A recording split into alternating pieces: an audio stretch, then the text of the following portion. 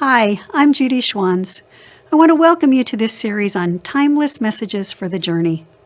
In this unit, we have passages from a variety of books in the Bible, with stories of many different persons from biblical history, literally from Genesis to Revelation. The consistent theme throughout these stories is that God is our source of meaning and our ever-present refuge in times of trouble. Mother Teresa once stated that the greatest poverty in our world is loneliness. I think that in times of pain, loss, or trouble, one of the biggest dangers we face is isolation. Feelings that you have to endure alone amplify the pain that we experience. The stories in this unit remind us that God doesn't prevent bad things from happening to good people, but that God is with God's people in the bad times as well as in the good. In our last unit, we read that Paul said we should not grieve as those who have no hope. However, we also do not hope without grieving.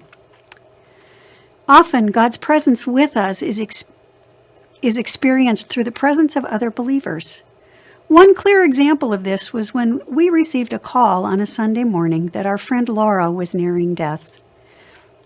Just prior to our morning worship, her husband called. We had walked with her through her journey with cancer, but she had been pretty private about her pain and the details.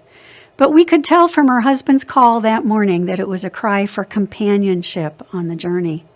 So as soon as the service was over, we had told our congregation that we were going to be leaving immediately to go see Laura and her husband Ken. A recent widow in our congregation, Louise, said she wanted to go, but she said, I'm really afraid. Louise's husband had died recently, and she was well acquainted with grief, but she was afraid to go to this situation by herself. We invited her to join us and to go along with us. We were a refuge to her, enabling her to face her own fears in that time. As we entered the house, we could hear Laura's breathing from all the way around the corner in the guest room where she lay. The end was obviously near. We could hear it in her gasps for air. As we gathered around her bed with her husband and her daughters, we hugged, and my husband invited me to lead us in prayer.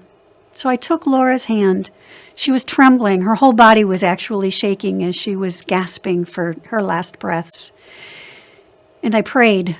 And even as I held her hand while we prayed, I prayed for God's peace to enter that room. I've prayed for God's refuge and God's presence to be so evident to us.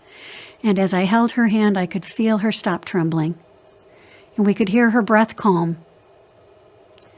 With the final amen, we bid goodbye to the family, and we started to leave. And her husband called us back and said, "She's gone." We were able and privileged to be present with her and with her family and with Louise in that incredibly meaningful time. We were able to be a refuge to them. We are called to be present to one another, to remind each other physically of God's presence with us. During this current pandemic that we have been going through around the world, one of the biggest problems for people in the beginning was people dying alone. Patients were forbidden to have any company in the room because of the fear of reinfection. And so hospital staff struggled with watching patients die by themselves.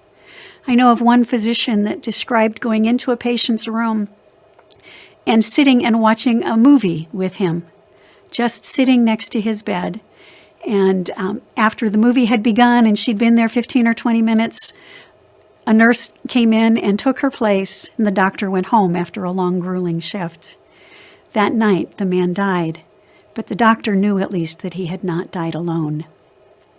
Over time now, the policy has changed, and patients are allowed to have visitors in the room because equipment is available to protect, because we know so much more about the way that the virus is spread. But even at that, visitors are limited. The doctors and the nurses and the medical professionals have expressed their honor at being able to be present in representing God with those people.